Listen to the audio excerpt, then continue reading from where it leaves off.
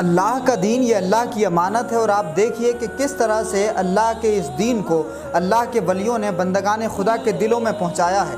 حضرت شیخ شرف الدین احمد یحییٰ منیری رحمۃ اللہ علیہ، اللہ کے ایک بڑے مقدس اور برگزیدہ ولی، بہار شریف سے ان کا تعلق۔ ان کا معمول یہ تھا کہ ہر پیر کو وہ روزہ رکھا کرتے تھے، اور خانقاہ کے جتنے لوگ ہوتے تھے خانقاہ کے اندر، وہ تمام کے تمام لوگ دوشنبہ یعنی پیر کے روزے کا اہتمام کرتے تھے۔ اب ایک دن جب پیر کا روزہ رکھا تو ایک بوڑھی خاتون 80 سال کی عمر کی غیر مسلم خاتون خانقاہ میں آئی، اور اس نے کہا کہ بابا میرا بیٹا گم ہو گیا ہے، آپ دعا کر دیں تاکہ میرا بیٹا مل جائے۔ حضرت نے دعا فرمائی، اور دعا فرمانے کے بعد میں اس کا بیٹا مل گیا۔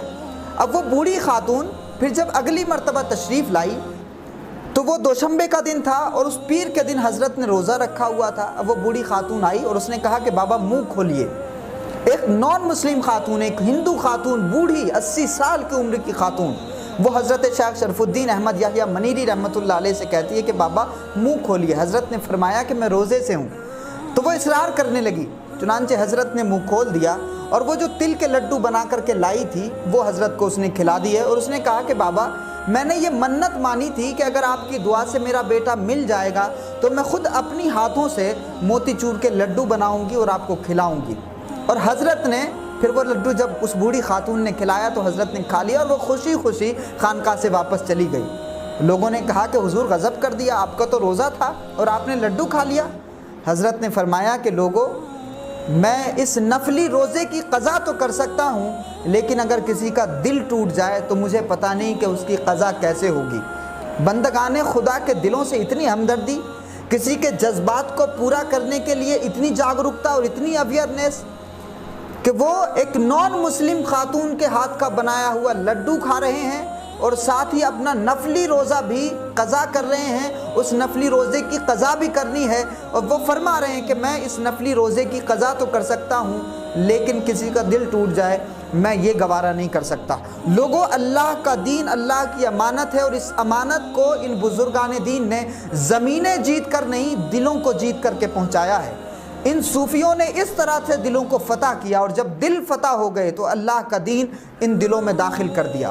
یہ اسٹریٹجی، یہ پلاننگ، یہ منصوبہ، یہ روحانیت، یہ اسپرچوالٹی، یہ رواداری آج کہیں نہ کہیں ہم سے ختم ہو گئی، اور آج ہم ایکسٹریمزم کی طرف بڑھنے لگے۔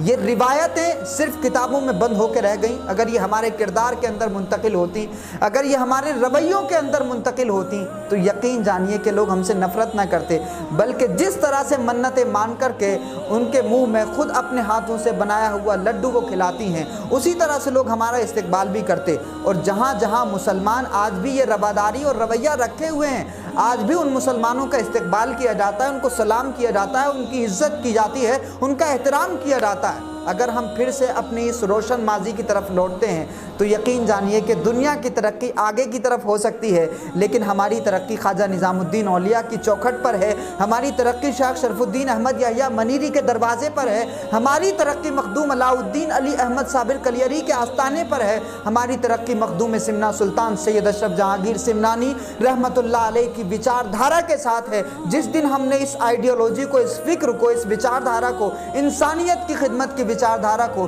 سارے بندوں کے کام آنے کی وچار دھارا کو جس دن ہم نے مضبوطی سے پکڑ لیا، یقین جانیے کہ اسی دن اچھے دن آ جائیں گے۔